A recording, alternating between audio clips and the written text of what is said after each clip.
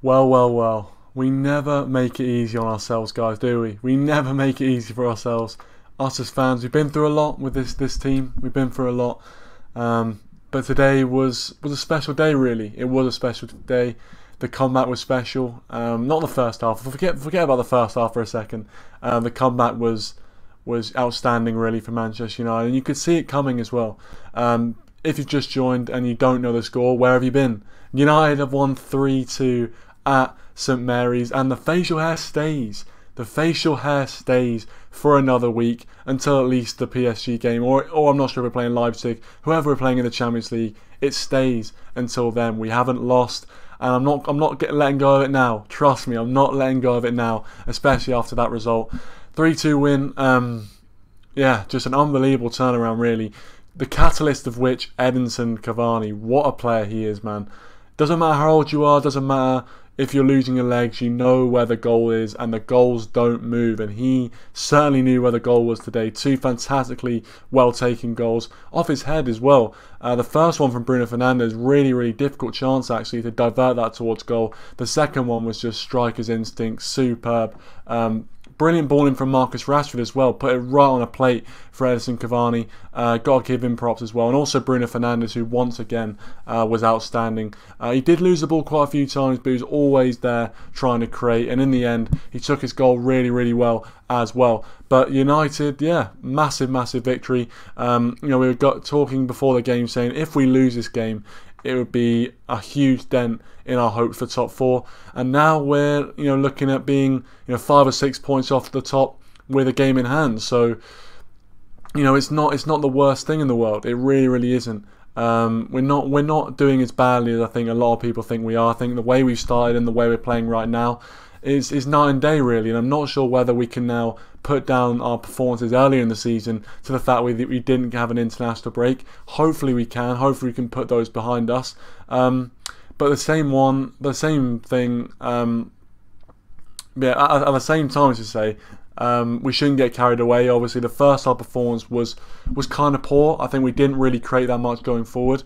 We didn't really have too many chances, and even though we were the better side, I think Southampton just took the chance they had. Obviously, James Ward-Prowse with a free kick goal. Who's surprised? That comes as absolutely no surprise. You know what? I was watching him size up that free kick, and I literally said, "This is in. It's definitely going in." I would have put a bet there and then if I had enough money on him scoring that free kick, and he did.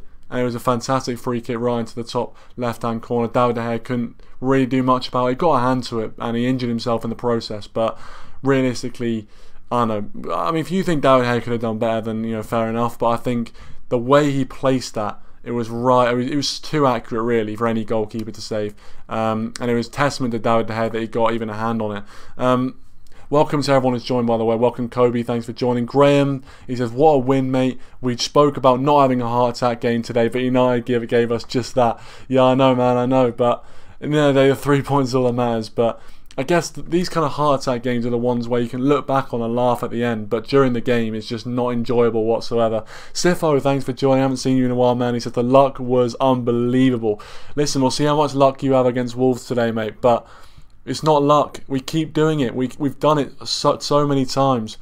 Season in, season out, we come from behind to win games. So you can't really put it down to luck. I think in the second half we were much the better side, and Southampton made the biggest mistake of sitting back. They kind of sat back a little bit and let us come with the ball. And yes, we actually played quite well, but they sat back a lot. And I noticed when we scored that goal to make it 2-1, even though they were trying to get forward a little bit, they did kind of start sitting back into their defensive shape. And once you do that, when there's a team bombarding you, especially with the quality that we've got, something was always going to give. It really was. Thanks, Tom, for coming on. Appreciate it. I've been saying about Cavani for weeks, he says. Yeah, I know, man. I know. You've been singing Cavani's praises, and he came up with the goods today. Welcome, Matthew. He says, where are all the Ollie Outers? Yeah, where are they, mate? Where are they? I mean, I don't think this changes too much. We were talking yesterday on the preview, asked everyone whether it would change their opinion. Most people said no, but it does show good character, and it does give you good reassurance that we still have these sort of comebacks in us. We still have these 3-2 comebacks in us, and it shows that if there was any doubt that Solskjaer had lost the dressing room, or any doubt that Solskjaer has the dressing room under control and the players support him, then this should have erased all that, really. So much character shown today. Adam, thanks for joining as well. Appreciate it, man. Hopefully you're doing well. Owen, thanks for joining as well. LSL Pre-Links Live. He said, to be fair, Ollie, to be fair to Ollie, the fact that we were 2-0 down at half-time wasn't his fault. We were just shy of defending set pieces. It was so frustrating, really, to go in 2-0 down at half-time, really, from 2 set-piece goals. They didn't create too much other than that. And it's just so frustrating. I just thought, we were actually creating some chances in that first half, and then to be 2-0 down with just 2 set pieces, and one of them being a free kick as well, stupidly given away by Fred. I mean, he does that a few sometimes, but yeah, it wasn't need to be given away. But in the end of the day, we can look back and smile at it, can't we? We look back and laugh. Rashid, thanks for joining as well. Appreciate it. Fernandes was being kind of selfish. I'll tell you what, when he was in the stoppage time and he tried to lob the keeper from about 40 yards out, I was going mental, honestly. Like, what? I mean, there's no reason to do that. But in the end of the day, you can't say much, because in the end of the day, he came up with the goods. Fernandes came up with the goods in the end. You look at Fernandes' performance, you look at Edinson Cavani. Those two really are 2 potential man of the matches, in my opinion. But let me know your thoughts on who was man of the match as well. Graham says, couldn't blame anyone for the goal Southampton scored, but got to question Maguire's positioning for the corner. It wasn't great defending, to be fair. I think there was like 2 or 3 Man United players all around Bednerek, and he still got a header at the near post. Nothing really De Gea could have done from that range, but yeah, it is frustrating to concede like that, and it was so obvious that that's what they were going to do. They all crowded David De Gea. It was so obvious that they're going to whip it into that area. And I think Telles as well. Telles didn't mark that well, and I think Rashford lost his man. So yeah, defending needs to be looked at, but again, that's not something that's new to us, really. We all know that we're pretty poor at defending set pieces, so it's a frustrating fact, but we need to work on it. I don't know how we're going to work on it, but we need to work on it somehow. We need to have more organisation, really. Kobe says Fred was good second half. Yeah, I thought Fred was good second half. I think first half he did lose the ball a few times, but he was so composed on the ball. I mean, there were some touches he was taking which were absolutely outrageous, where I'm thinking, why are you doing that? Why not just pass it off? But he takes it, and he has so much confidence, and I think that was so key in this midfield.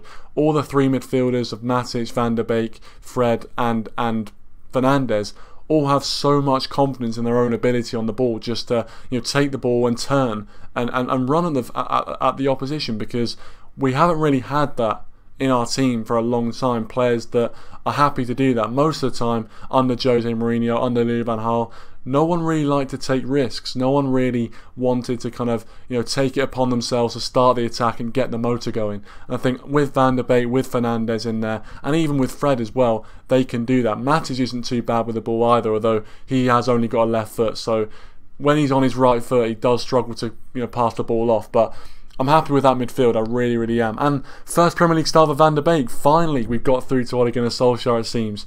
And a decent performance as well from him. Again, the composure on the ball, absolutely superb. MATADOR man of the match is Kobe. I think, fair play. The impact he had was absolutely superb. Unbelievable. He did all he had to do. He took the 2 chances and he set up Bruno Fernandes. What more can you ask for him, really? 35-year-old, we brought him in. Everyone thought he was going to be a little bit of a flop. Everyone thought that, it was a panic buy. And to be fair, I thought it was kind of a panic buy. But to be fair, if he has ability like that, then I don't mind. I don't mind whatsoever. And as I said, he knows where the goals are, and the goals don't move. So he's got that quality, and he always will have that quality. And I think he's really done well to keep fit, and he's really done well to, he's really done well to get himself to the position where he is now, where he can play week in, week out, and make himself available to play Premier League football, especially when you think he was out for 6 months before he came to Manchester United. He didn't play a single game of club football for 6 months. Yeah, I did see the swelling on Donny van der Beek's leg. Yeah, I know he said welcome to the Premier League, of course. Yeah, it's Yeah, he'll get used to that. He'll definitely get used to that. But it's good. It's good. We need to harden up the players. Don't take that out of context. I know you're going to take it out of context, but the players do need hardening up. Owen says basically Fernandes has the most goals and assists in the league since he's come to the Prem. Mental. He's had a brilliant impact. I mean, I saw someone on Twitter saying, "Have we seen a better impact player than Bruno Fernandes come at Manchester United. I can't think of many other players that I've seen in my lifetime come to Manchester United and have the sort of impact that Bruno Fernandes has. Maybe if you go back in the 90s and you look at Eric Cantona and the impact he had, but I think for me, Bruno Fernandes is definitely one of those players that have had such a big impact in such a short space of time as well. Because we've had players come in, maybe someone like Wayne Rooney potentially, but we've had players come in the past who have been potential and then they've turned into world-class quality. We haven't had many players who, as soon as they've come in, have been world-class. We haven't had many players like that, so it's great to have Bruno Fernandes. But yeah, the comeback obviously is always the most satisfying way to win. It's the hardest way to lose, really. But it's always the hardest one to watch. And I was a little bit worried that it would be a little bit like the Sheffield United game where we end up drawing it 3-3, even though we do put a really good performance to come back. But it always shows that no matter how the team is playing, no matter how the team starts a season, we always have that comeback. It seems just to be infused in our DNA, which is just an amazing thing to have. It just means that in any situation, in any game, no game is done, no game is over, and it's so good to have. And that mentality as well could be really, really intimidating for opposition players. So I'm happy that we have that.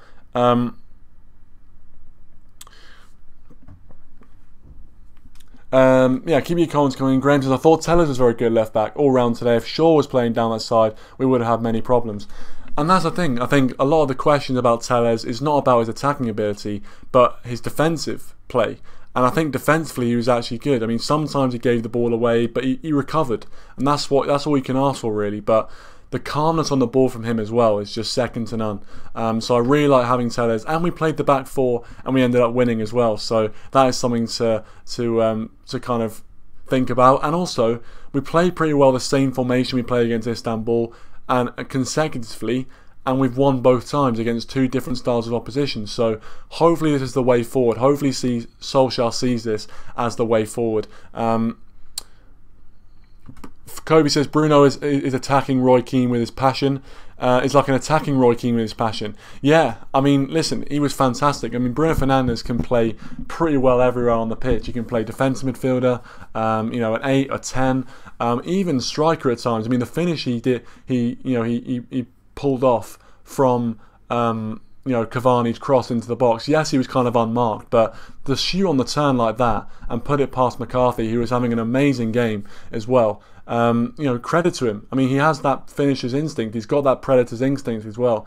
And he was unlucky. I think he had a shot in the first half which got deflected onto the outside of the post. So Fernandes could have had a few more in this game as well. But again, he's in such good form right now. That's why I was saying in the preview, if anyone's going to score, it would be Bruno Fernandes. And he did. And Bruno Fernandes got the goal. I didn't think Edinson Cavani was going to score 2 and we were going to come back from 2-0 down, but I'm happy that we did, because it's so good to be talking about a comeback. As United fans, we're used to it though. We're used to it. Rich, thanks for joining. Make sure to check out Rich Sports if you haven't already. Great comeback win. Couldn't have said it better myself. Sifo, what do you want to say, mate? He says, don't even mention Cavani and Alba in the same sentence. Alba is levels better. Hey, listen, I'm not going to say anything. All I'm going to say is check the stats. Check the stats. I'm pretty sure Cavani has scored pretty well the same amount of goals as Aubameyang this season in the Premier League, and Cavani started twice in the Premier League. I think actually today was Cavani's first start in the Premier League, and he scored pretty well the same amount of goals as Aubameyang. So I'm just going to say check the stats, check the facts. I'm just going to leave it at that. But yeah, listen, obviously you're playing right now. You're playing Wolves, and I hope Wolves do batter you, to be fair. But I'm not going to say good luck, but that'll be a very, very interesting game, a very, very tight game. But of course, Aubameyang, his only real goal was from the penalty spot against us. I can't think of another game where he actually scored. I think he's gone on a pretty big drought. I know he scored against Fulham, didn't he? So I think he's probably scored like 2 or 3 goals this season. Cavani's basically scored the same, mate. So I'm not saying anything, but but yeah, Cavani, what a player. I think Van der Beek as well gets a mention. Defensively, I thought we weren't too bad defensively. Obviously, the set piece thing is definitely a worry, but actually overall defensively, I didn't think we were the worst we've ever seen. marking was poor, but actually throughout the game we weren't too bad. We weren't too bad. And it was weird to see Lindelof playing. I think a lot of people wanted to see Tuanzebe playing. Everyone thought that Lindelof had a knock, but apparently Solskjaer said he was fit. And to be fair, Lindelof didn't have the worst of games today. He wasn't in the firing line too much, but actually he didn't have the worst of games. Maybe if they had Danny Ings, it would have been a different game. Just saying. But in the end of the day, you've got to play who's in front of you. Dazza, thanks for joining. Make sure to check out Dazza's watch along as well on Dazza's football stand. Sorry I couldn't be on with you, mate. I had to do some reports as well, so I do apologise. But yeah, make sure you check it out if you haven't already. Great stuff on there. And he says Cavani over Aubameyang all day. The people have spoken, Sifo. The people have spoken. I can't stop the people. Matthew, oh no. Where's Matthew's comment gone? Is he deleted it? Oh no. He says, I don't know why, but I genuinely still believe we could win the game at half-time. There was that feeling about it. I think the way that Southampton only really scored with the 2 chances they made in that first half, and we were actually playing alright. We weren't playing too bad. So I think there was always that belief that we could get back into it. And I think there was always that belief that if we got the first goal after half-time, then Southampton would be shook. They'd be very, very shaken, and we'd have the quality to go at them, because with Van der Beek, with Fernandes on the form he's in, and when we brought on Cavani, I was actually very hopeful, because I looked at his performance in midweek against Istanbul and I thought, if Cavani can replicate that sort of performance and feed the likes of Rashford and Bruno Fernandes like he ended up doing, we can create chances, and it's just about scoring those chances. And I remember actually, Owen, you were on the preview yesterday and you made a good point. You said that and I thought it was going to come true, where you said it's probably going to be one of those frustrating games where it ends in a draw and we have all those chances. And in the first half, Fernandes, I mean, we won the game, so it doesn't matter, but if we had not won that game, he would have been kicking himself for not scoring that follow-up. How does he not score that? I mean, it's a brilliant save from McCarthy, don't get me wrong, but he has no right to be making that save. No right. And to be honest with you, I was surprised that Greenwood hit the shot straight at McCarthy. I thought he'd put it in the near post like he usually does from those positions. But Fernandes has got to be scoring that follow-up, man. He's got to be scoring it. I'm sorry. But at the end of the day, he got the result. Got the result. So we can laugh. We can look back and laugh, and we can be happy. Rich says, Saints scored 2 very good goals, but they were against the run of play. I agree. I think that's a great comment. I agree. I think, first of all, Ward-Prowse, fair play to him. He always scores a free kick against us. I saw on Twitter someone was playing Ward-Prowse bingo of what minute. I think they guessed the minute pretty close as well. But yeah, Ward-Prowse, set pieces, I mean, what a player he is. Anything other than set pieces, he's pretty average. But set pieces, he's one of the best in the Premier League. Probably more consistent than the likes of Kevin De Bruyne. You know, sorry, not sorry. You know, unpopular opinion, but I think at set pieces, Ward-Prowse is better than Kevin De Bruyne. But the way he whips in corners and his free kicks are a joke. They're an absolute joke. He scored twice against, I can't remember the team he scored twice, 2 free kicks against. I think it was Newcastle. Scored 1 against us today. Scored 1 last season as well. Man, it's a joke. Absolute joke. Absolute joke. But in a good way for him. So fair play to him. But once again, he couldn't get the result for his team. And we come away with a 3 points, and a big 3 points, which leaves us, I think, 7th in the table, but only, you know, still only 7 points off the, no, actually, because Spurs and Chelsea both drew, I think now we're 5 points off the top with a game in hand. Please correct me if I'm wrong, but we're not too far away. We're not too far away. I will be getting people on, don't worry about that, mate, in just a second. Owen says, only down point was Greenwood's finishing. Bit disappointed, but I guess that's what happens when you don't play him often. Yeah, maybe that's the reason. Rich says, Southampton ran themselves into the ground first half, looked way off the pace last 10-15 minutes. The commentators were saying that as well. I mean, I was kind of dipping into different streams because they kept lagging and stuff like that. But the commentators were saying that. They were saying that, Southampton just, tried so hard to get to the position they had. And then when they conceded that goal at 2-1, I think you could see their heads drop and kind of them going, oh no, oh no, like this, not again. And it did happen again. It did happen again for them. Because I think that since Ralph Hasenhutl's come in, they've been very, very good. But I think they're one of the worst teams at losing points from winning positions. So maybe that kind of played into their minds as well as fatigue, as you said, Rich. And finally, Owen says, should have had a yellow early in the game as well, but Moss is as blind as a badger. Oh wow. Yeah. To be fair, the one Romeo, I was so. I mean, the Romeo challenge on Bruno Fernandes where he stepped on his toe. I was thinking, you little rat. You tried to do it again to Mason Greenwood last season. Obviously, we drew that game 2-2 as well, which made it even more annoying. But Romeo goes in with these challenges, man, and they could be really, really dangerous. And I was thinking, if you've injured Bruno Fernandes right now, you're going ahead of Shaqiri as my most hated player. And to be honest with you, I don't even hate Shaqiri that much anymore. I think it was just a flash in the pan when he scored those 2 goals against us at Anfield. I just couldn't get his little face out of my head. But now I don't really care because he doesn't really play for Liverpool. He's not really a threat. But if Romeo had injured Bruno Fernandes on the spot there, I mean, God, I don't know what I would have done. But you know what? We'll open up the floor. We'll get people in and see what you guys, the viewers, the loyal viewers, are saying. And if you guys want to get involved, the link is in the live chat right now. So make sure you do get involved if you want to. If not, you can still chill out in the live chat and we'll be answering all of your questions and all of your points as well.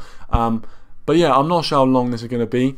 As I said, Matthew says Moss isn't fit enough to referee a Premier League game, and that's just obvious. Well, you said it, not me, Matthew. You said it, not me. I'm not gonna make fun of any referees. I'm not gonna comment on their performances. I'm more professional than that, as you know. No, to be fair, John Moss, yeah, he's getting on a bit, and I think his performance today overall wasn't too bad, but there were a few challenges which he missed, which could have been worse. They could have been worse than they actually were. Sean, thanks for joining Worldwide Red Show. He says Romeo is one of my most hated players. I tell you what, as I said, if he had injured Bruno Fernandes, I would have been on the same train as you, my friend. I would have been on the same train. Honestly, he did try to do the same thing to Mason Greenwood. He should have been sent off for that challenge. He should have been sent off. And if he'd injured Bruno Fernandes there and then mate, I don't know. I would have been knocking on his door. I would have been going around his house in Southampton and having a word with him. As you can tell, obviously he would be intimidated by the likes of me. Now I've got this facial hair. And especially, and also as well, this isn't going anymore. This is not going. Obviously, we won the game, and I said until we lose, this isn't going. And it seems to have worked out. We haven't lost the game, and we got a bit of luck today. So I'm taking it. I'm taking it all day long. But let's get you guys in. Let's hear what you've got to say. As I said, the link's in the live chat, so we'll get you guys in. And we'll just have a little bit of a chat for a while. As I said, I'm not sure how long it's going to last, so enjoy it while it's here. But yeah, what have you guys got to say? I'll put these headphones on so I can actually hear, and I'll put the mic in the right position so I don't actually have to hold it. Right, there we go. We can actually hear you guys. Right, so it looks like we've got Adam Talk Sport. We've got Kesa. Kesa, I haven't seen you for a while. Thanks for coming on, man. Appreciate it. And we've got Dazza as well on the call. As I said as well, guys, if you haven't already, I mean, hit that like button, man. Hit that like button for a 3-2 comeback. How many times do we say that over the years? We seem to have one every season, to be fair. And I just want to say welcome to Stratos Michelis. Thanks for joining, man. Really appreciate it. If you're new around here, make sure to subscribe to the channel. Would mean a lot if you do enjoy the content. And yes, El Matador is the guy. He's the king of Manchester right now. He's the toast of Manchester right now. What a performance from him. A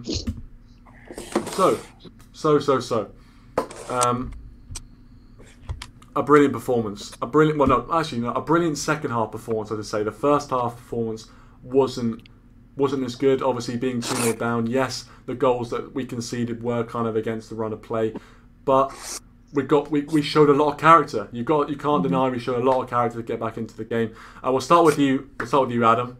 Adam Talk Sport, and then we'll work our way down. Before I add all these guys in, yeah. What are your overriding emotions on today's game? It was obviously a roller coaster of emotions for everyone, but what was your overriding thoughts on it?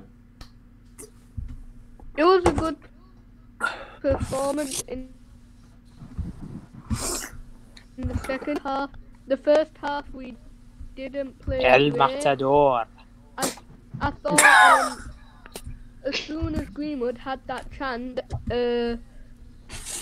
it back in, they got their second goal from Ward-Prowse, and I said yesterday, do not give Ward-Prowse a free kick.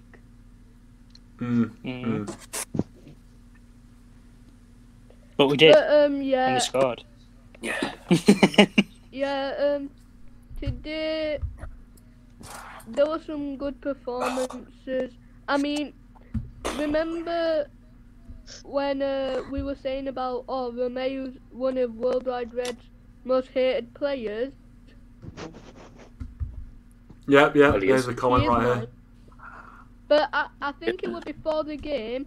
There was like something that Bruno might have had a knock, so he might not have been able to play before the game. Yeah, we managed.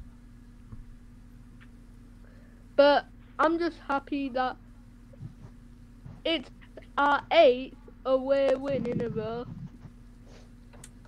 It's pretty good going. It's not bad, to be fair. It's a surprising And we've statistic, won one really, game at considering. home. Old Trafford all year. One game Let's at just home. play away. One game at home.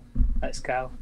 Yeah, one game. Yeah, it's not great reading. By the way, I just want to say, Sean, I know you're in the lobby here, and because I'm on the free plan of StreamYard, by the way, it only limits me to six guests at a time, which is so annoying.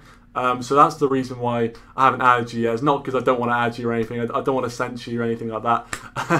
But yeah, that's the reason. So I mean, you feel free to hang in there, and then if anyone drops out, we can get you on. But yeah, I'm just making that clear, just so I'm not censoring your opinions. I'm not doing anything like that. Oh, God. But Go on, no. but yeah, What is this Yeah. thing at the bottom of my screen? Oh. I don't know, mate. I'm not an IT guy, unfortunately, and my dad is. I'm not. Kasai, that as well. We've got you in. What would you agree? What would you agree with what Adam said there? Obviously, it was a good performance second half and a very, very good win. Yeah, bro. First of all, long time no see. Second of all, Marcus Rashford was man of the match. Really? Oh, What, Rashford? Come Yeah. on. No, come on. Behave. Alright, okay, bro. I'm joking. What did he say? I didn't think he was that bad, but Yeah, I think it was personally. I think it was when I think Southampton were 2-0 up, and then I just shut the TV off. I couldn't care less about United. I think Wednesday was the first time I actually didn't watch United play in the Champions League. I just lost interest. I don't know why. It was the best game. The best game of the season. I think I lost interest ever since we lost to Arsenal. And just like I couldn't take the harassment. So and also I think today we actually did well. Even if we lost, I think we actually did well. To be fair, we actually did a good performance. Even though I think the zonal mark needs to stop. I don't know about you guys. I think the zonal mark needs to stop. If we keep this up, right? It's I outdated. Yeah, Zonal I think marking. It's not modern game now. Yeah, it was a problem last season as well from the corners. Like, I mean, Maguire he's just like standing there. He's not even marking anybody. He's not even marking their biggest player like Vestergaard and that. Second of all, I want to bring this up. I don't understand his changes sometimes as well. Of course, you guys know I've not been here for a long time. I've been watching this. Van der Beek. He only comes on for the 15 minutes to go in the game. And now we picked him today, and I thought he did a superb job. Him, Fred, and Fernandes did a superb job, and I think they should be the midfield. Personally, I think they should be the midfield, and I think the front two should be Rashford and Cavani. I'd leave Martial on the bench. And I think the back. I mean, don't get me started on the centre backs. They should be expired and sold. And personally, I don't understand why are we playing Victor Lindelof and Maguire? Haven't we already learned our lessons? Look at how they scored the first 2 goals. They should not be a partnership. Put Twan Zebi in there. Right. I don't care. Even put Marcus Rashford The at centre centre back's back. on the way. The centre back's on the Rashford way. centre back. I'd Centre rather back's have on the him. way. Yeah, And we've got no other central defenders. They're all injured. The centre back's on the way. I'd rather have Rashford than Harry Spoiler Maguire alert. at the back. So are you holding out for Upamecano gift wrapped in January? Obviously, I'd pay Spoiler 200 million. I'd pay 200 million for Upamecano What? just to get rid of Maguire, just to get rid of him. 200. Oh, just for my. And you'd give him Maguire. 200. Just Okay, for my. I'm gonna ask you again. Did you say 200 million or did you say something 20 else? million. You know me, I'm controversial. I'd pay 200 million Upamecano to get rid of Maguire. How much Wow. would you You have say paid for 200 Maguire million then? because Five? it's not coming out of your pocket, yeah. Wait, Probably. Let me explain. One Go more on. thing. I'll let you. Yeah, explain. I just don't get this Harry Maguire hype.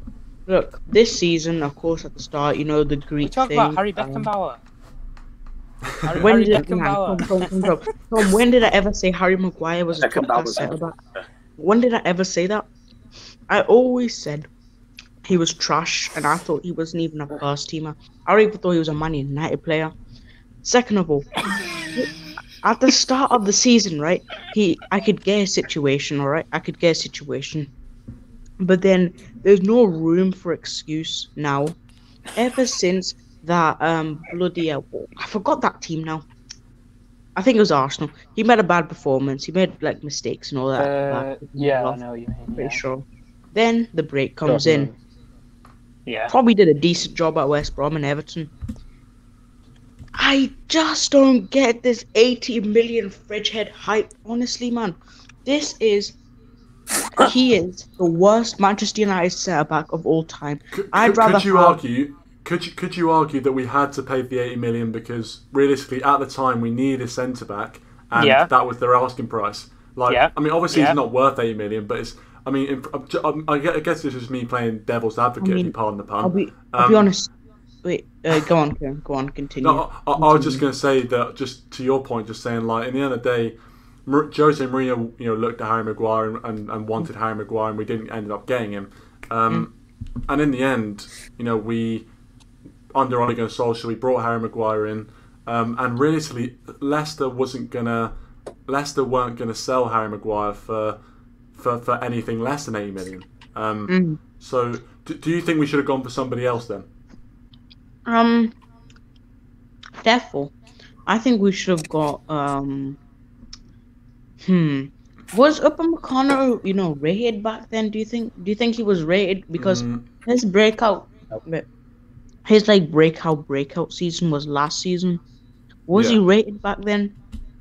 Would you say before when we bought Maguire? Guys, do you think he was rated? Yes, I think he was. Actually. I'd pay him. I'd pay the money for him. I don't think he was. I think I don't think he was that rated like he is now.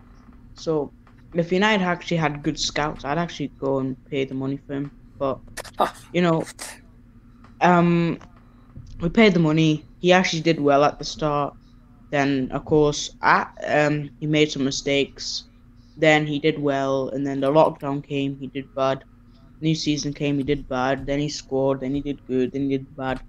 And now he's probably gonna do good again. It's like a cycle. But I think Lindelof's better. And I think we should stick with Lindelof and Twanzebe.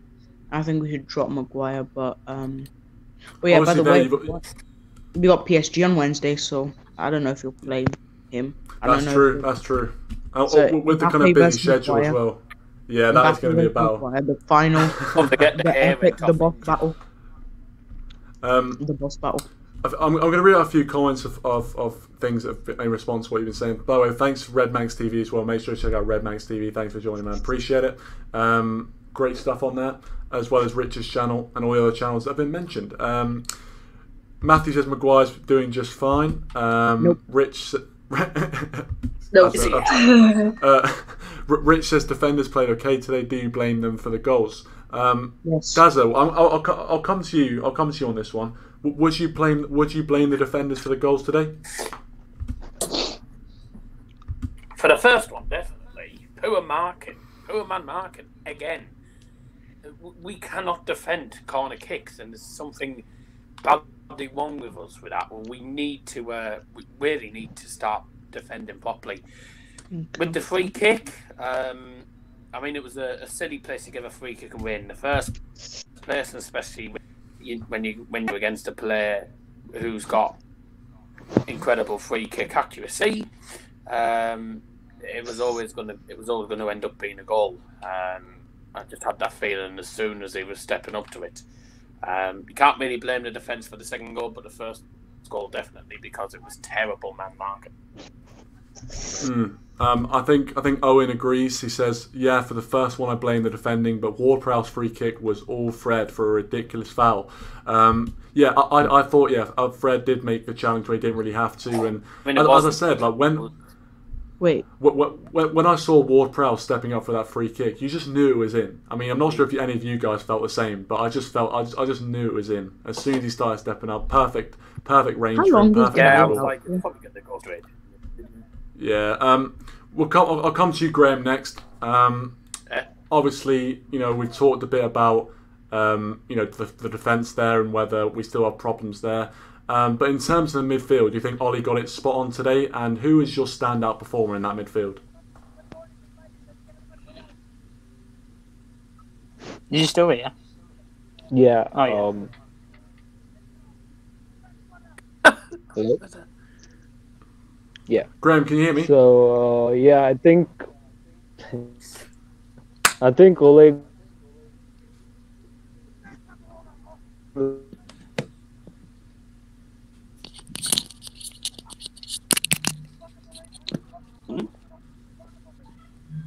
I think we're having some difficulties hearing you, Graham. I'm not sure whether it's just a dodgy line or I'm not sure. I think what Graham's was going to say was Marcus Rashford was man of the match.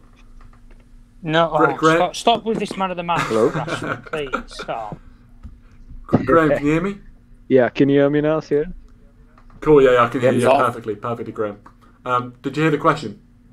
Okay, so yeah, I thought he was spot on with choosing Van de Beek, Fred and Bruno in the midfield. The only thing I think he was forced to make the decision to play Matic because Marshall dropped out as in overnight because of his illness. So I think that was forced upon him. But yeah, I think the standout performer was definitely and Bruno had a really really not to the Fred played pretty well. Now Bruno did what he does always and contributed with the assists and goals. So yeah, I think it was a top performance and in the midfield. I think the set pieces let us down, and obviously Cavani's brilliance saved us today. Oh yeah, 100%. I think obviously we talked about in the preview the importance of the midfield battle. I think you mentioned the point that if we lost that midfield battle, that there was no way we were going to win, and if we played a defensive formation, then we were gonna lose the game. I think you said that, and obviously Ollie must have listened to you, Exactly. because he didn't, and we ended up winning the game. We'll come to Tom next before we come to you, Bruno Rashford. Thanks for coming on as well. Appreciate it, man. Because Owen obviously has got a comment that's directed at you. Surprise. He says ask Tom the fact that Hendo comes on and we win 3-2. So I'll just leave that. Right. Let's address this then. Southampton didn't have a clear-cut chance, and the two goals when De Gea was in the goal were set pieces anyway. Yeah, a corner I'll agree with. You've got a chance of saving that, but the free kick, you can put Dean Henderson and De Gea both in there, and I still don't think they'd both save it. I still think it'd end up back in the net. So you could put Henderson in the net for either of the goals. I still think Southampton score them. It doesn't change anything who was going to be in there. I could be in there. I'd probably still let them both in. It wouldn't. You could have been in that Owen, and you'd have probably let them in. So yeah, I've addressed the comment now. So go on, Kieran. Well, I think you've done very well there. As Rich said, I think that was a little bit of bait, and I apologise. I apologise for just leaving that bait out there. But you know what? Wait, Tom. I need to say something. I thought you hated De Gea a couple of months ago. What changed? Oh my! Where are you coming with this from now? I've never hated De Gea. I said that he Well, was in a you bad wanted patch. him out. No, bro, Tom, I'm not stupid. I heard you say I wanted him out a couple of months ago. Don't lie to I me. don't recall ever saying I want David De Gea All right, out. Kieran, one I said sec. he Let me might find the need clip. dropping for Let me one find the- match, but I Okay, never said granted, that I never granted said that that he needs to leave. I think we all can I'm just agree that David De I'm just Gea's finding- form had dipped Yeah, at the end of his last form has season dipped and from at the like start 3 of years this. ago. Three Yeah, years ago, he was exactly. one of the best goalkeepers in the world, if not the best. Now Wait, how he's much? probably Exactly. he's not. He's probably barely scratching the surface of top 10. So Yeah, I Let think me that's fair. find this. Let me yeah, in find terms this. of Let recent, me then. find this. I'm not But, stupid. I've heard you Yeah, say. go it. on, Kieran. Go on, ask me what you're going to say. But yeah, all right. All right, we'll get onto the real topic, and obviously the game, a comeback, a massive comeback really in terms of the league, as well. Massive. And as we talked about, eight wins away from home consecutively in the Premier League. I think that equals a record as well. Obviously, you know, the main standout performance, Edinson Cavani, and I want to ask you about Edinson Cavani, as you said in the comments, because you've been the one really kind of banging the drum for him, and he's delivered, as you said. Yeah. So what did you make of his performance today? World class, different class, completely different class. I don't want to hear the comparison. I don't want to hear Martial playing striker anymore. He's not the striker anymore. You can see the difference, and it's in. Cavani's had one half of football to deliver, and he scored 2 goals and got an assist. He's had an involvement in every single goal. Martial plays 90 minutes nearly week in, week out when he's fully fit. If Martial played today, he'd probably played 90 minutes. Martial couldn't do what Cavani did today. I'll bet my whole mortgage, I'll bet my house, I'll bet everything on it. He couldn't have done that, what Cavani's done today. So and just the movement as well. His centre forward movement. It's so people said that he was past it and everything when he came here. And I was saying, this is actually a good signing to say he was on a free transfer, and you can get a player like this. I think it's been a good signing. I think Thiago Silva going to Chelsea was a good signing. They've got a good defender. They've got an experienced defender. Man United's got an experienced forward. And people can talk about, well, you know, we brought Greenwood off the field and everything. Greenwood should have watched what Cavani did today and learned from that. That's all I'll say, because he isn't as good at heading as he is with both of his feet. That's the final piece to Mason Greenwood, is get the heading accuracy right. But like I've been saying, Cavani needs to be given the chances to deliver. He comes on for 5 minutes, he's going to have not even probably a chance to try and score. But you've given him a couple of chances. He could have probably had a hat-trick today. The glancing header that was like behind him. So if that's just the inches bit more forward, he just scrolls that right into the top corner. So all I'll say is this: in terms of Cavani, absolutely quality. I don't know why he isn't the main striker at the moment. I've said play him and Rashford together because they complement each other in both ways. Because Rashford's got the legs, Cavani's got the, should we say, technical and the mindset and the ability of a world-class striker. You don't be the third highest scorer in all of Europe's major leagues for no reason. That's all I'll say. Because, yeah, you could say Ronaldo or Messi are ahead of him. You probably wouldn't have thought Cavani were there unless that got dragged up. You'd have thought he were about 5th or 6th or something with how long he's been playing. But people said it's either going to be a Falcao or it's going to be an Ibrahimovic. And I've always stuck my money on it's going to be just as good as an Ibrahimovic signing, because it's completely different to Falcao. If people could say, well, he wasn't an Ollie signing because you signed him last minute. If it was last minute or if it wasn't, I don't really care, to be honest. Because you've got somebody here who's done it all in football for club and country, and who someone like the young players such as Greenwood can learn from. Martial can learn from him today. Martial should have probably watched this game from the hotel today and seen some of the runs that he was making, because I've not seen Martial do that when he's been centre forward. Martial, he just wants the ball to feet and he wants to try and take them all on. You don't have to do it. You've just got to sit simply as a centre forward. You've just got to sit in the box and put some balls into the box to them. And I bet you probably out of 3 times, if you give them 3 chances, and that's what we did for Cavani. Yeah, they'll probably score two out of 3. That's all I'll say. Yeah, go on, Graham. Go on. Yeah. Could I get a really interesting stat over here? Yeah, go on. Yeah. So Edinson Cavani is the only second player to be directly involved in 3+ goals in a Premier League game after coming on as a substitute for United. After current manager Ole Gunnar Solskjaer scored 4 against Nottingham Forest in coming off the bench, 1999. Wow, that is a brilliant stat, isn't it? That is a brilliant stat.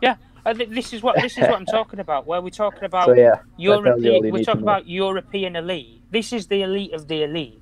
Cavani has been around for, if we had Cavani, say, let me put an age on it, probably when he was 25, people would not be complaining right now if you had a player like this at that age. Absolutely not. Nobody would be complaining at all. You'd be saying he was the next to Ibrahimovic at the time, because he was.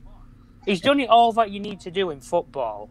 The only thing he hasn't done is he's won a Champions League and he's won a World Cup, which is hard to do when you're with Uruguay.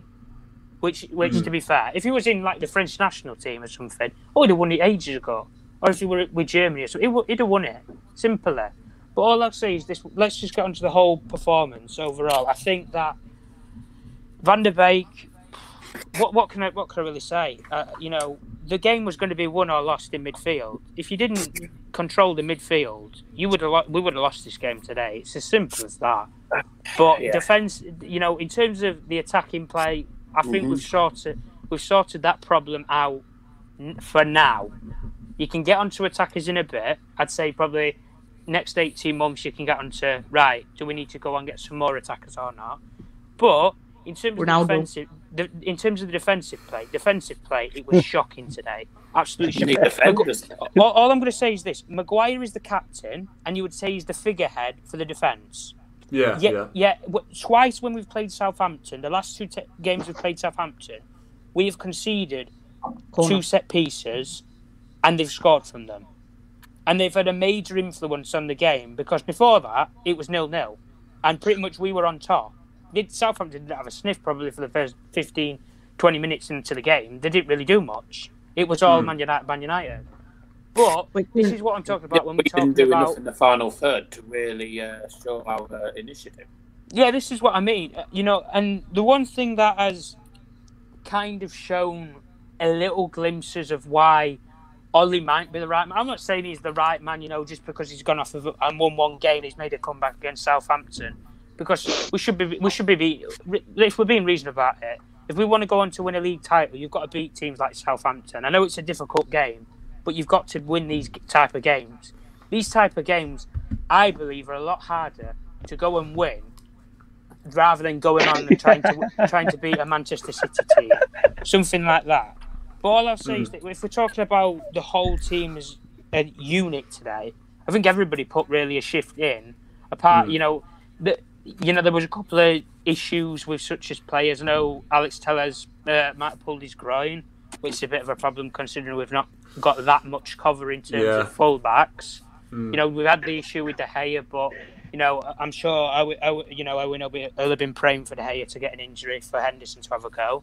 So take that with whatever you will. But it's like today when we talked about it, I really didn't understand why he didn't play Tuanzebe today, because you could rest a play. You could have rested Lindelof or Maguire fully fit for the PSG game, because Tuanzebe is actually suspended for the PSG game.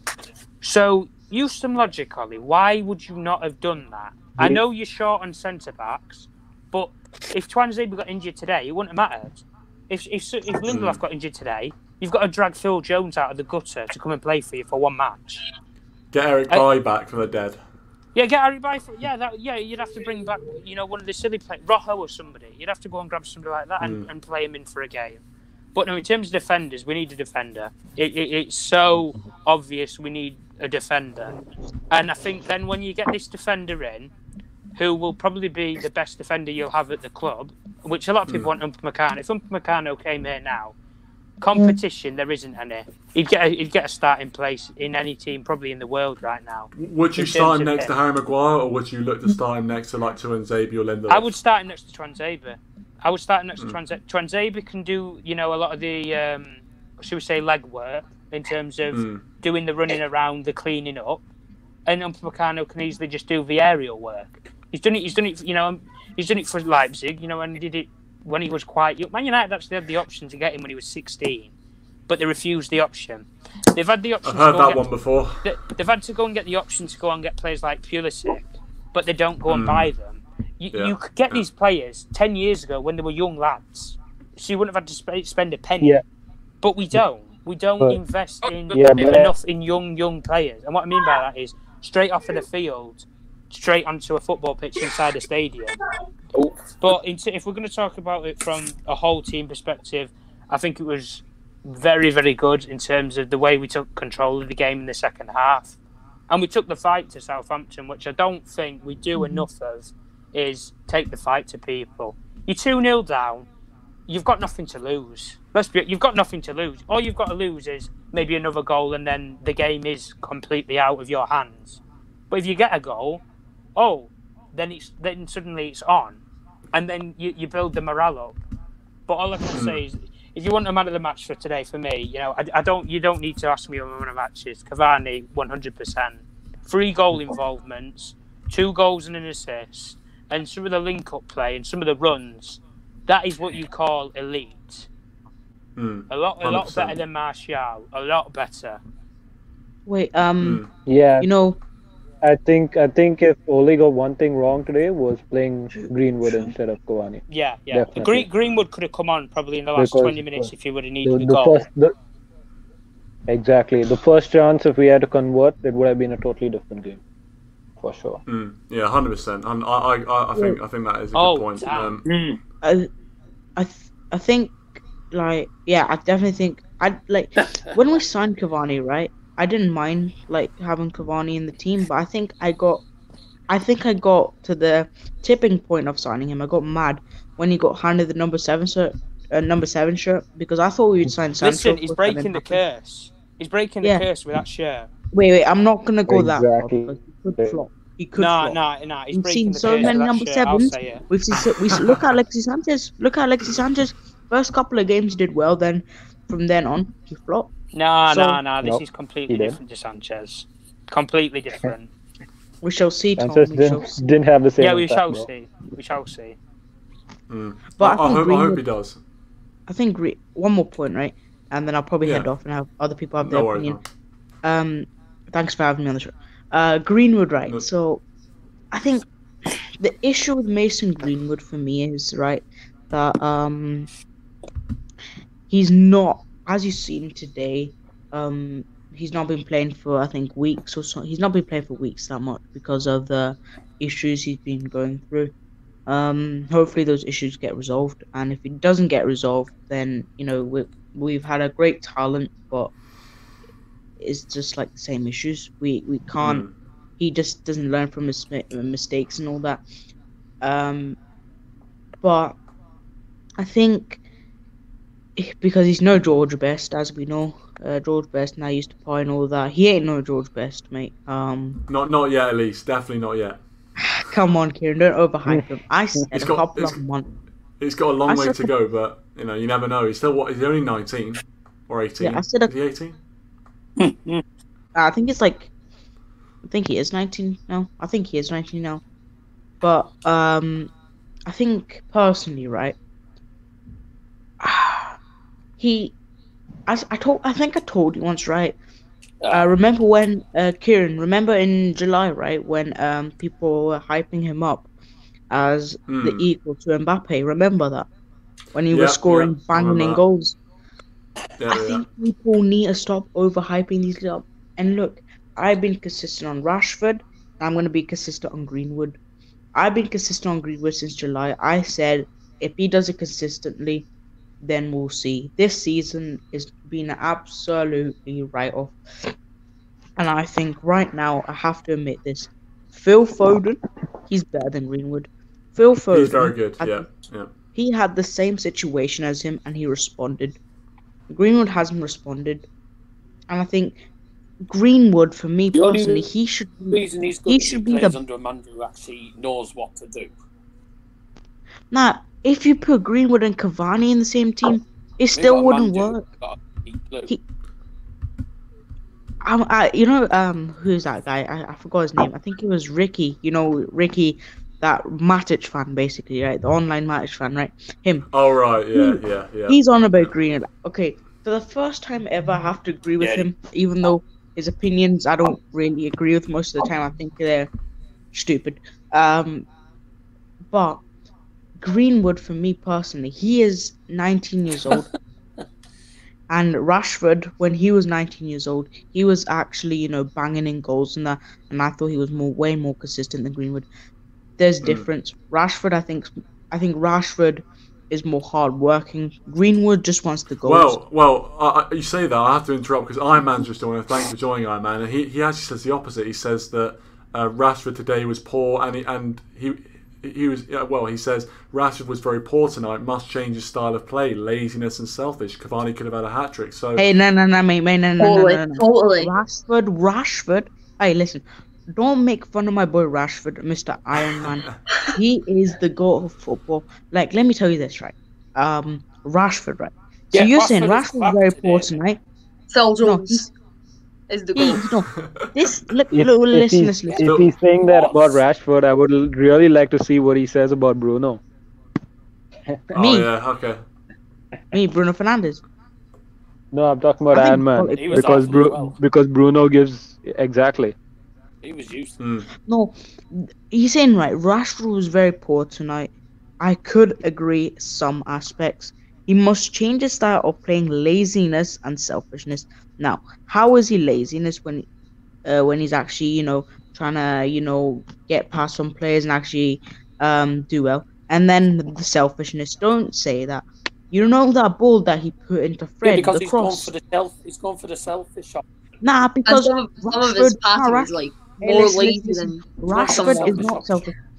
Oh my god. some of his Rashford passing is more lazy than someone trying to grab him He is. and inspire Did the you see yogurt the at chance? the bloody He just fridge. threatened it to Fred and he decided to go for the Rashford shot. is not selfish. If he was selfish, right, he would have took the shot and he should have scored the shot, but he wasn't. He actually passed to Fred, and I think that is Fred's fault for not getting that ball because Basically, he could have He did easily go for the controlled the shot, ball. though. He had That's the Fred It on was the right-hand side offside. of him, so he opened. The shot was offside, right? I admit that, but still, I think Fred, if it wasn't offside, he could have controlled the ball. He should have stand up, not like fly in and try to take a shot. He should have stand up, got the ball, controlled it, first time shot, and he probably would have scored. And of course, Rashford got the assist later. Okay, I do agree, right? Rashford was, in some aspects tonight, very poor, but I wouldn't say he was poor. I think I would give him a 7 out of 10. I wouldn't give him a 10 out of 10. I'm not, Kieran, you know how I say Rashford's man of the match? Every game I say that. Yep. I'm sorry, guys. I'm a Rashford fanboy. I love my boy too much.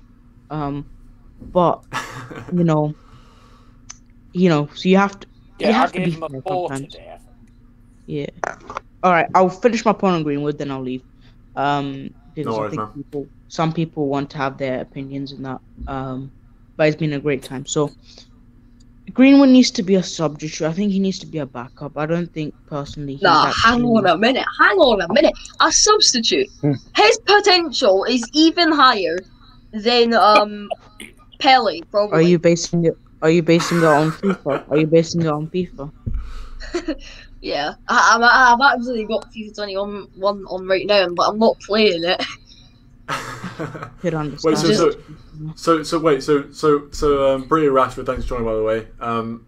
What are you saying? You're saying? Are you saying Greenwood? Just to make sure, you're saying Greenwood has more potential than Pele, or the same sort of potential as Pele?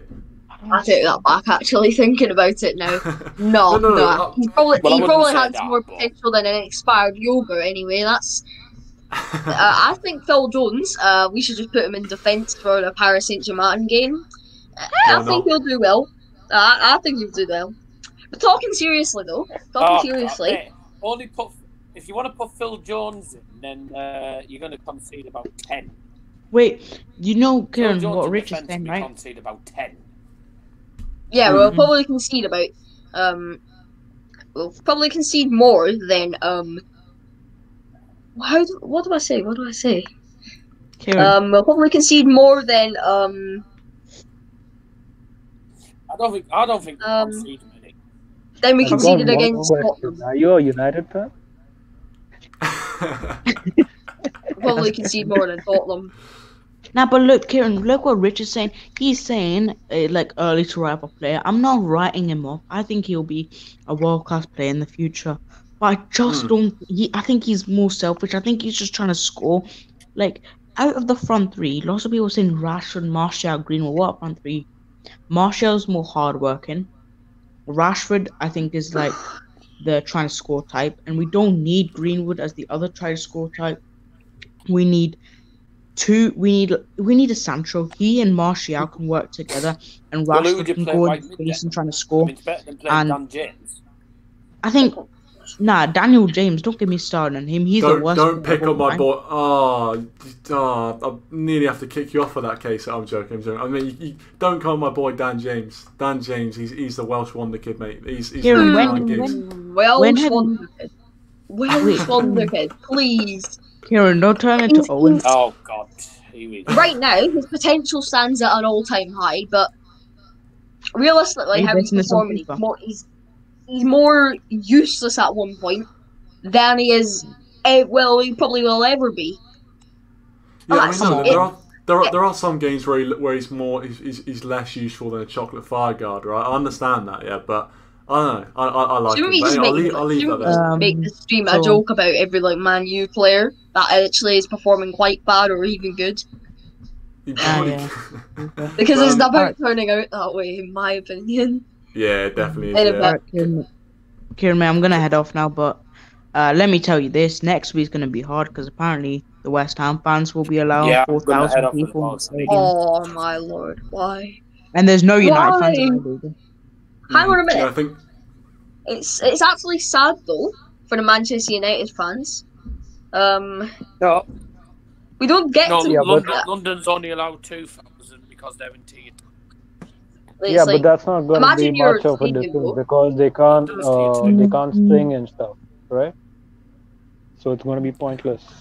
Oh yeah, and also, I mean, West Ham can't create an atmosphere even when they've got a full stadium. Never mind 2,000 people. So I don't think we need to worry too much about their atmosphere. 4,000. Because most of the time they're losing at their own home.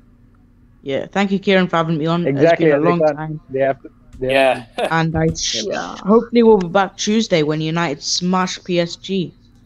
But, hopefully, man. Hopefully. That's kind of a debate. That's kind of debatable. And Rashford overshining Mbappe again. That's easy to tell whether they're going to smash or not. One more thing. The most Rashford's recent going to overshine Mbappe. They drew with Bordeaux.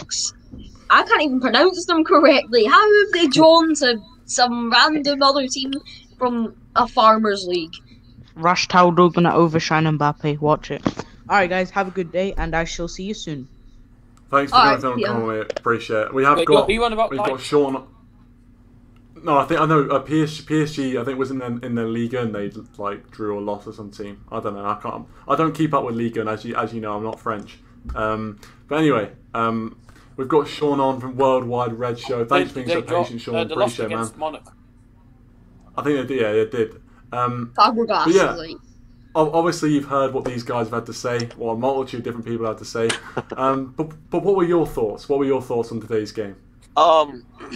Yeah, I wasn't going to call in Kieran because I was just had to shoot my match reaction because I watched it a little later than everyone else, and I'm thankful that I shot it and then came onto the stream and wasn't influenced by some of the opinions I've been hearing for the last few minutes. They're absolutely reckless. Let me just say this. This game epitomized our manager, who I'm no longer calling Ole, even though I love the guy, love him as a legend. His name from now on will be Tidy Cats, because that's the only cat brand I could think of. And this guy's like 9 lives, bro. This guy's 9 lives like a cat. I mean, the first half was absolutely horrendous at times. I hate listening to commentators at halftime talk about how terrible our manager is, and even to hear them say, what would this team look like with Hasenhüttl as the manager? It shouldn't be that way. It's just annoying. However, and this game just epitomized our team. Bruno Fernandes for 60 minutes was trash. And I love Bruno. I'm not anti-Bruno. I get what he brings to the table, kisses the badge, fights. And he's a moments player, but we're a moments team. This is the problem. We're not consistent. We play in moments. And I had no intention of mentioning manager today at halftime because I was thinking these players have let this guy down. Only one player was consistently amazing the whole game. Donny van de Beek. I counted 2 misplaced passes from him. That's it. The guy is just tidy. He is just he's just a sick player. Totally agree with that. Totally agreed. Matic played pretty well at times. You know, which I was a little iffy on that, but he played well. Overall, Bruno, here's the problem here. It's not the fact that he gives the ball away at trying stuff, right? As a coach, he drives my head in. Because if you remember when for example, there was one time where him and Aaron Wan-Bissaka had an easy 1-2 down the wing. Aaron Wan-Bissaka plays the ball right to him, right? All he has to do is control it and pass it. What does he try to do? He tries a no-look back heel flip. Yeah. Like he's like playing FIFA or something. I want to run out and throat chop him. Because I'm like, bro, we don't. Listen, I love the crazy stuff. I'm all for flair and flash and all that stuff. But sometimes you need to keep it simple. Sometimes when the ball comes to you, make the right decision, make the right pass. It doesn't have to be superstar stuff all the time. That kind of stuff killed me. So Bruno was killing me, but yet, man like Tarzan comes in, gets an immediate assist, and Bruno does what Bruno does. Right now he's a moments player. He shows up at big moments, he puts it away. And so here's the thing I got to give Ollie credit for. So if Tom is still listening, hold your breath, because I'm about to give Ollie Gunnar, Tidy Cats, some love right here. He brings in Cavani at halftime, which obviously, and I've heard the nonsensical discussion that Phil Foden is better than Mason Greenwood and all this kind of foolishness. I'm like, you don't put teams from your biggest rivals, players from them above your own superstars, when you can't say they had the same treatment, because they didn't. They both were caught, right, doing something similar. Foden's got a bird and a child, but he don't get any hate. Foden's the guy out buying stuff for his parents, and he's just doing stuff for his parents. But it's Rashford and Greenwood that the press wants to come after. Why? I don't know. Maybe melanin has something to do with it. But I can tell you this, Phil Foden has not been treated the same way that Mason Greenwood has, with the rumors about training and all this other stuff. And he's been getting consistent play. Mason has not been played consistently, and today he showed he was poor. He was rusty. Listen, I teach my kids all the time. We are finishers in this family. We are scorers, not just shooters. The problem is with strikers, if they think shoot before they think score, a lot of times they just hit the ball right at the keeper, right? Instead of picking a corner. Today, 2 times, the first time, both times off of Southampton mistakes, easy goals. Mason scores them 100% of the time last year. This year, threw up all over himself. It was, and the second time, don't get me wrong, the second time, it was a good save by the keeper, especially on Bruno's follow-up. But if he picks a corner, he scores. So for our team was like up and down and all around. It's like we're so inconsistent. But at the end of the day, if you can watch that and not be hype at the end that we got to win by hook or by crook, if you can't celebrate Cavani, I've not been like Cavani's biggest fan, because I don't think he should have got the 7, as one of the callers was saying earlier. I completely agree with that. However, if you can watch that and not be happy at the end of that with that win, then your agenda is just too big. Because do I want a new coach? Yes. Did I like the Cavani signing? No. All that. But all that goes out the window on game day, man. It's about a win. And so overall for me, you have to give Cavani, man like Tarzan, man of the match. But in all fairness, for me, for the whole game, it was Donny van de Beek. Besides them two, and Matic a little bit, Telles in some spots. Fred, how in the world do you kick James Ward-Prowse outside of the box? That was destined to happen. And I called it. I thought it would have been McPassion giving that free kick away, but he didn't even get in the game. So ultimately, man, I'm just buzzing that we won. But I can't sit back and listen to this agenda slander, talking about Foden is better than Mason, and talking about Rashford had an amazing game. I love Marcus Rashford, but he was hot garbage today, warmed over twice. Marcus Rashford done my head in. He has Cavani wide open for a tap-in, went selfish. Then he gets a cross that Marcus should one-time it and be selfish, and he passes to Fred. I'm like, what are you, bro? Mark, I don't know what's going on, Marcus. His head ain't there. But there's another thing I wanted to bring out today that I witnessed that bugged me. Too many times I witnessed our Marcus and Bruno especially not handling their defensive roles. And so that's actually true. Listen, we gotta call it out, because everyone likes to throw shade at Pogba and Tony and all these other people saying, they don't track back. Listen, Bruno actually did not track back in one spot in the game. And if you go back and watch it back, Southampton plays the ball out on the wing, and they had a shot that Henderson saves it. And no sooner the guy shoot it, if you look, Bruno's like this to Dean. He's like, I'm sorry. Because he knows he wasn't tracking back. He knows he wasn't trying. So I'll say this. While I think these players, they let this manager down today. Second half, they played well to get back in the game because we're moments player. We're moments FC. It's like we play good in spurts. But at the end of the day, like I said, big result. Game in hand, we win another one. We're right up there. But again, the thing that bothers me is it feels like fool's gold. It's like if we had like a world-class manager right now that gave us consistency, I'm telling you we win the league this year. Because the league is wide open. We could win it. But here's the thing with Ollie. Like I told you before the Everton game, everyone want to throw shade at me. Oh, it ain't going to happen. It ain't going to happen. I said 5 wins in a row, guaranteed. And we're on 4. Because that's how we play. We're streaky FC. We'll win 5, 6, 7 games, and then we'll be trash again. And that's the only thing that's bugging me. But overall, man, I'm buzzing that we won. I'm over here screaming, yelling at all my neighbors that don't know what's going on, because when I say football, they're looking for like the Oakland Raiders or the Las Vegas Raiders to be playing. But at the end of the day, guys, I'm buzzing that we won, Kieran, and also I want to put you on the hook personally out in public so everyone sees it. So on my channel, I got some new equipment finally in, and I'm going to start live streaming. And so my first live stream, I want to have all the hosts that have had me on their show for a live stream. So you have to go ahead and tell me right now, are you going to be there? 100%, man. 100%. I'm down for that. Honestly, everyone in the comments sees it. They know it. If you don't come, may the fleas of 10,000 camels infect your armpits until you come on my show. Hey, the Lord be my witness. I'm coming. Don't worry about that. The Lord into it. Don't do it. I have to. Let me just point something out quickly. Go on. Still happy Spurs drew with Chelsea. I mean, well, they are top of the league, hopefully. Well, actually, they are, yeah. The only thing that's really important for us today is that we won against Southampton. Yeah, it was a nil draw. It was a Jose disaster class. Yeah, well, I've got it paused downstairs, and you're just telling me don't watch it, so I need to hear this. All right, okay. Oh, I feel like we spoiled it now for you. Now I feel like we spoiled the result for you. Great. I need. I almost had a heart attack watching. I think Chelsea had 61 possession, if I'm not mistaken. It was 61-39 or something like that. Yeah, Jose Mourinho part of the bus at Stamford Bridge once again, but just for a different side than Chelsea.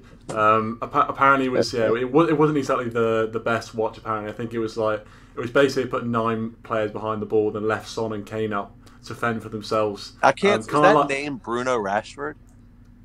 Yeah. That's brilliant. It used to be Burrito Bruno. Yeah, I mean, you got to change it up for whoever's. Well, I was going to say change it up for whoever's in form, but actually, probably as soon as you change it from Burrito Bruno to Burrito Rashford, Bruno Fernandes just gone from strength to strength. So if you change it, but I mean, don't change it back now. Just keep it. You got to keep Bruno on the form with him right now. Probably change it to Brutal Johnston. Phil Jones.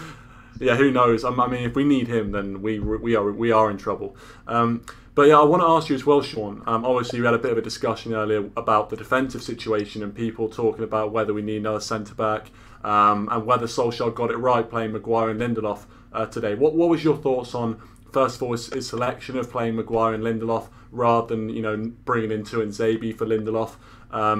And do you think going forward, the target will be a centre back?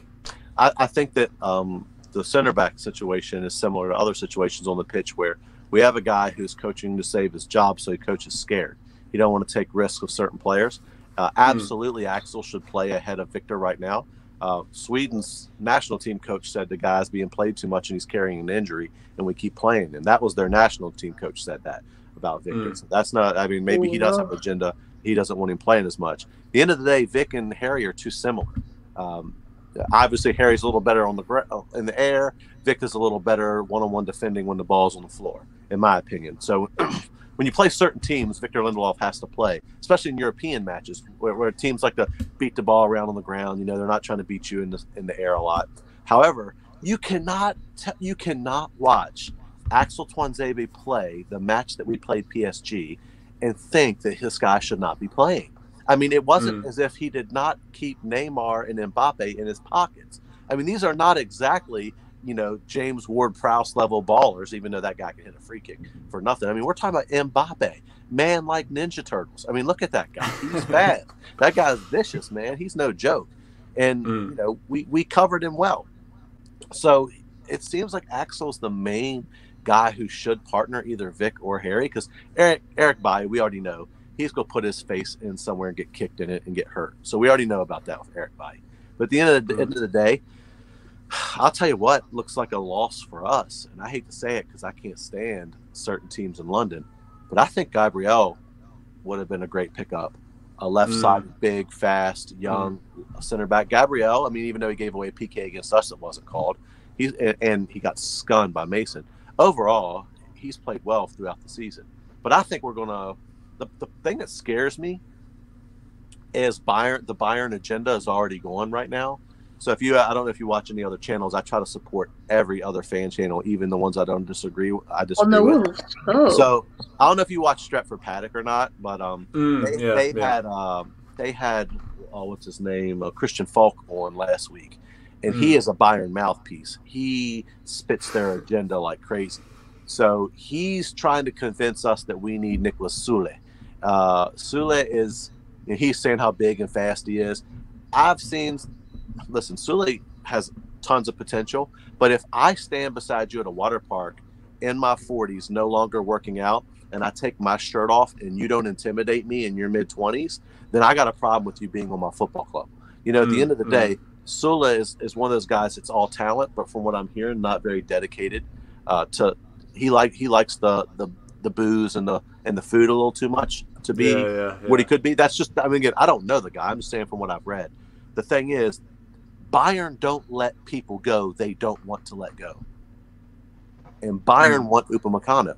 So the fact is, Bayern need to make room for Upamecano. That's why they're pushing Sule out into the atmosphere, trying to get us. They want United to come buy Sule so they can buy Upamecano. So for me, of course, Ed is probably like, this sounds great, yeah, you know. But at the end of the day, for me, I think we do need a center back. We need a fast center back. Preferably a Upamecano, just because overall it is what it is. You know, the guy has a lot of potential and he's fast, and him and Axel can really sharpen each other in time. Upamecano has shown, you know, in flashes that he can be, I mean, one of the best. And so to me, that's who I go with. But I will say this about Sule. People think because he's big, he's slow. He's not slow. But this agenda, from when Bayern start barking that they want to get rid of somebody, Bayern don't let people go without a reason. And so for me, also I wouldn't mind Alaba, but Chelsea's on a madness right now. So from what I gather, Chelsea's going to get Alaba and Declan Rice, and we're sitting now with Scotty McPassion and Eric McBrokenlegs, you know, and it's just what we're dealing with. So that's just where I stand, Kieran. But at the end of the day, if we do not get a serious CDM that can do the job needs to be done to protect the back four, we're kind of spinning our wheels here. Oh my lord! Why have Arsenal actually scored? I think Arsenal obviously are playing balls right now, and Gabriel Mal. I'm not even gonna try and pronounce that second name. Well, I was going to say, you know, we were just talking about Gabriel. Obviously, I'm not sure if he scored in that game, but yeah, I mean, Sifo, obviously, our resident Arsenal fan has come out and said Gabriel is the best centre back in Europe. Nah, so debatable. That is so debatable. That's more debatable. I got time for the hype train, but that's a little too much. I mean, I'm all for bigging up your team, bigging up your players, but Gabriel's the best centre back in Europe. I mean, whatever this is Sifo Nalit? Is that how you say that? I don't know how you say it, but I'm guessing he's watching from somewhere in Amsterdam. That's what I'm guessing. Oh yeah, I wouldn't be surprised. But yeah, I mean, obviously, you know, I'm not going to hate on certain fan bases, but I'm not surprised it's come from an Arsenal fan. But in the end of the day, listen, I think there's no doubt, as you said, that Gabriel has been decent this season. You can't say he hasn't, even though he got a bit lucky against us. But I think the centre back situation, obviously Sula is the guy, as you mentioned, that a lot of people are talking about right now. Upamecano as well. For me, he's definitely the guy I want. Do you know how much? Did you see his buyout clause, Kieran? Which one, Upamecano? Yeah, it's like 36 million. Yeah. Why the steal? That is like kidding. 36 million. That's ridiculous, man. I know. Leipzig probably feel like, oh no, what? Why have I got this release clause in my centre back? And then we're thinking, oh, let's just not buy him because we have Maguire. I was going to say that Maguire's like the fridge of the century. Even Xbox X Series' fridge isn't bigger than it. No, seriously, Xbox did actually make a fridge. Did they? Honestly, yeah, they actually did. I'll be buying a PlayStation then. I just can't get over that Arsenal goal though. If they score one more time, I'm going over to the Emirates and literally I'm going to throw grease onto the Arsenal half, and then I'm just going to pour grease on the pitch so then none of them can play. Listen, Arsenal score again. Listen, I mean, Arsenal don't threaten me anymore. To be honest, I'm not threatened by Arsenal. They're not really that threatening anymore. They've lost a lot of confidence since that FA Cup win. Yeah. Well, Kieran, it's been great to talk to you, man. Thanks for having me on, and I'm gonna hold you to that promise you made. Trust me, I'm coming on, and whenever you want, just hit me up. No worries, and I'm excited. Right. I'm excited to see we're what you got. We're gonna make it happen. And for any of you that would like to see Kieran on that, go subscribe to my channel right now because we're new and we're trying to get it going. So one day when I grow up, I want to be as cool as Kieran. Thank you very much. Appreciate it. Yeah, man. Y'all take care. Take care, guys. Seafood Nuts just said, "Get the grease ready, lad. We're gonna batter these lot." Wow. Listen. No, but I mean, thing is, right? I mean, the last thing I'll say before we wrap up is Sifo. I think I remember, if you are still watching, I remember when you started talking about how bad we were after the Arsenal game. After you started bantering us after that game, we've gone on a very good run since then, and you've kind of fallen off a little bit, mate. So it's kind of like I'm a jinx. That's how it is. Just keep the hate. Just if you ever feel like making a comment, we're gonna end up winning the Champions League soon. Exactly. Keep them coming. Rich finally says, should have seen red when we played them. I agree. But in the end of the day, the referee didn't see it that way. And that's that. But, mate, thank you so much for coming on, Bruno Rashford. Really appreciate it. Last man standing, it looks like, as well. So thanks for coming on, man. Appreciate it, as always. All right. And just want to say something quickly. Go on. Harry Kane was absolutely trash in the Chelsea game. He looked like a walking gimmick. Like a hologram or something. He's like a hologram. Anything, even Tammy Abraham overperformed him. Tammy Abraham's pretty much better now than Harry Kane. It's debatable. It's very debatable. I mean, I've seen a lot of people. I mean, I think Harry Kane he's a decent player, but I've seen a lot of people say he's better than Lewandowski, and I just don't agree with that at all. But listen,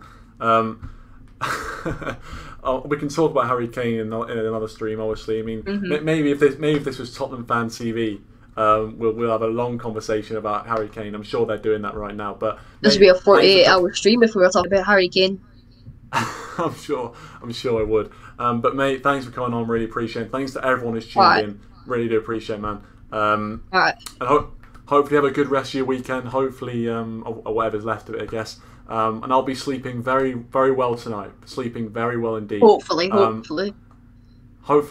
yeah. But thanks for coming on, guys. Really appreciate it. Right. Thanks everyone for watching. I'm gonna go play some more Thunder now to relieve some stress of the Arsenal goal.